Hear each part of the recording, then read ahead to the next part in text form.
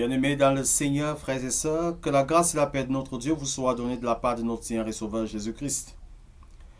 Bienvenue dans votre guide d'études bibliques de l'école du sabbat adulte du deuxième trimestre 2021.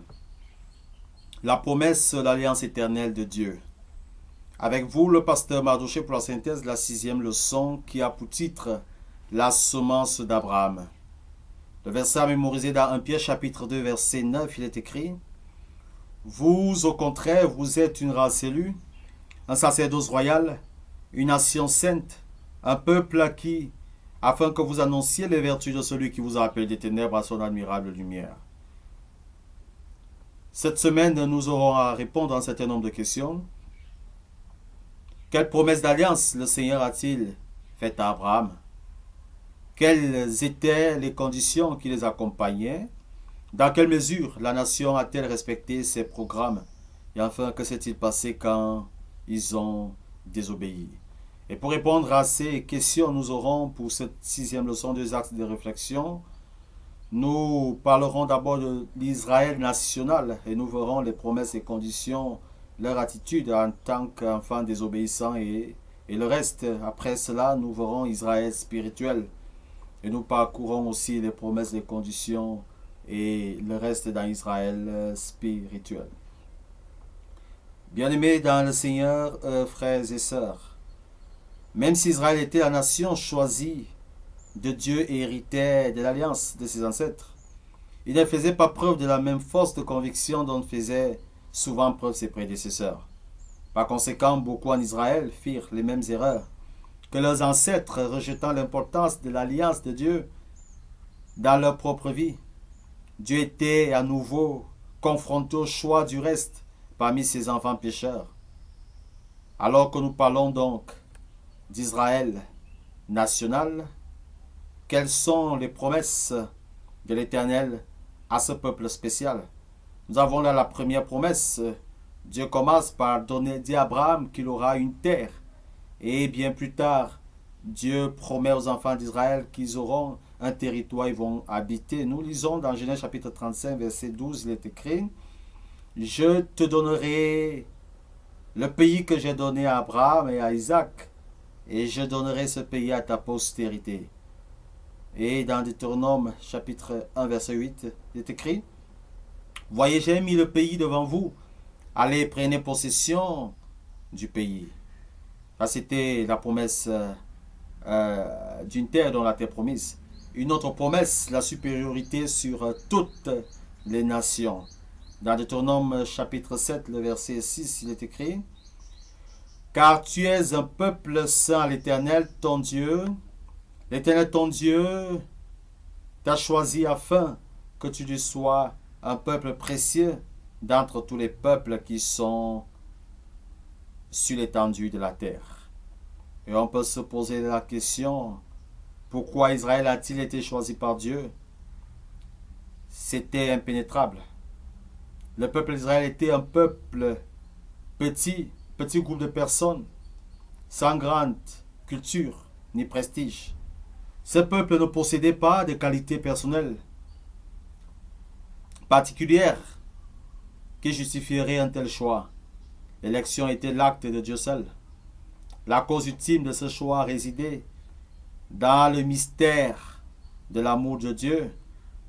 Cette nation avait été choisie en vertu de l'amour de Yahweh pour elle. Elle avait été libérée de l'esclavage en Égypte par une démonstration de la puissance de Yahweh. Alors, à cette merveilleuse promesse, à toutes ces promesses, il y a aussi des conditions. Deutéronome chapitre 28, versets 1 et 15, il est écrit: Si tu obéis à la voix de l'Éternel ton Dieu, en observant et en mettant en pratique tous ces commandements que je te prescris aujourd'hui, l'Éternel ton Dieu te donnera la supériorité sur toutes les nations de la terre. Au verset 15: Mais si tu n'obéis point à la voix de l'Éternel ton Dieu, si tu n'observes pas et ne mets pas en pratique tous ces commandements et toutes ces lois que je te prescris aujourd'hui, voici toutes les malédictions qui viendront sur toi et qui seront ton partage. Bien-aimés frères et sœurs, Malgré toutes les promesses de terre, ces promesses n'étaient pas inconditionnelles. Elles faisaient partie d'une alliance. Israël devait remplir sa part de contrat. Sinon, les promesses pouvaient être annulées. L'Éternel a clairement indiqué plus d'une fois que s'ils désobéissaient, le pays leur serait enlevé. Et selon le plan divin, les Israélites devaient être à la fois une race royale et une race de prêtres.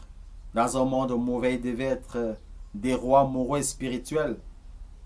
En ce sens qu'ils devaient l'emporter sur le royaume du péché. Et en tant que prêtre, ils devaient s'approcher du Seigneur dans la prière, la louange et le sacrifice. En tant qu'intermédiaire entre Dieu et les païens, ils devaient servir d'instructeurs et prédicateurs et de prophètes et devaient être des exemples de vie sainte, les représentants de la vraie religion. Mais malheureusement, le peuple d'Israël a désobéi. Jérémie chapitre 11, verset 8, il est écrit: mais ils n'ont pas écouté, ils n'ont pas prêté l'oreille, ils ont suivi chacun les penchants de leur mauvais cœur. Alors j'ai accompli sur eux toutes les paroles de cette alliance que je leur avais donné d'observer et qui n'ont point observé. Bien-aimés frères et sœurs, malheureusement, l'histoire de l'Israël national a été pour l'essentiel un modèle répété d'apostasie, suivi de jugements divins, de repentance et d'une période d'obéissance. Donc ce n'est que brièvement sous David et Salomon qu'ils ont contrôlé toute l'étendue du territoire. Malgré ces désobéissances, la leçon nous fait comprendre qu'il y a un reste. Nous lisons un certain nombre de textes d'Ésaïe chapitre 4 verset 3. Il est écrit: et les restes de Sion, les restes de Jérusalem seront appelés saints. Quiconque à Jérusalem sera inscrit parmi les vivants. Lisons encore dans Michée 4, 6 et 7, il est écrit: en ce jour-là, dit l'Éternel, je recueillerai les boiteux, je rassemblerai ceux qui étaient chassés, ceux que j'avais maltraités. Des boiteux, je ferai un reste. De ceux qui étaient chassés, une nation puissante. Et l'Éternel régnera sur eux, à la montagne de Sion, dès lors et pour toujours. Et nous finissons avec Sophonie, chapitre 3, le verset 12 et 13, il est écrit: je laisserai au milieu de toi un peuple humble et petit, qui trouvera son refuge dans le nom de l'Éternel. Les restes d'Israël ne commettront point d'iniquité, ils ne diront point de mensonge, et il ne se trouvera pas dans leur bouche une langue trompeuse, mais ils paîtront, ils se reposeront, et personne ne les troublera.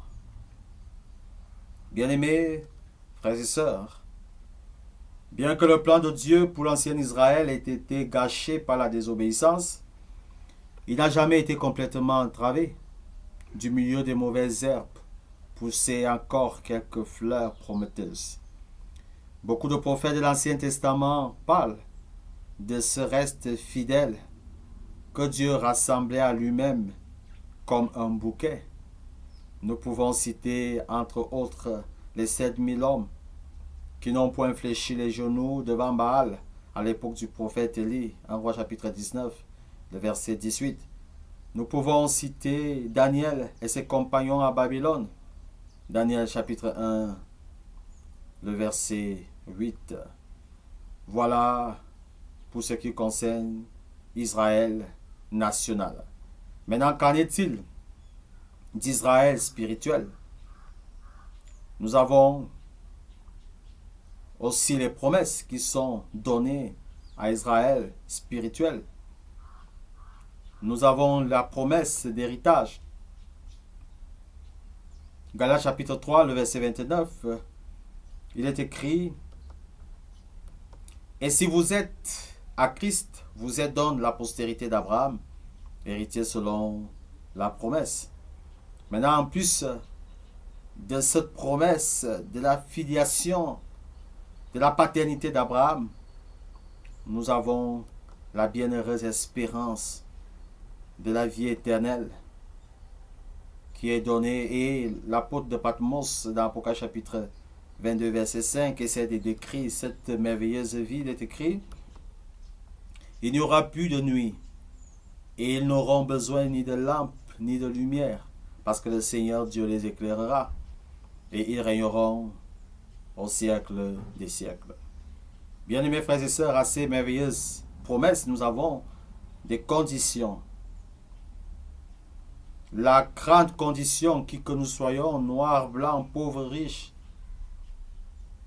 hommes ou femmes, esclaves ou libres, la seule condition se trouve dans Galates chapitre 3 verset 26, avoir la foi en Jésus-Christ. Il est écrit, car vous êtes tous fils de Dieu par la foi en Jésus-Christ. Et comme nous pouvons le constater depuis l'époque d'Israël jusqu'à aujourd'hui, il y a toujours ceux qui désobéissent. Même pour Israël spirituel, il y aura toujours un reste. Et l'apôtre Paul dans Romains chapitre 11, verset 5, nous parle de ce reste. Il est écrit, de même aussi dans le temps présent, il y a un reste selon l'élection de la grâce. Bien-aimés dans le Seigneur, frères et sœurs, chaque fois que les prophètes de l'Ancien Testament décrivent le reste eschatologique d'Israël, il est toujours caractérisé comme une communauté religieuse fidèle qui adore Dieu avec un nouveau cœur sur la base de la nouvelle alliance. Bien-aimés, frères et sœurs, le véritable Israël de Dieu,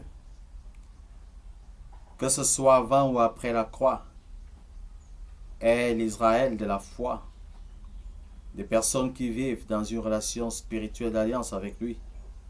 Ces personnes sont ses représentants et elles présentent au monde l'évangile de sa grâce salvatrice.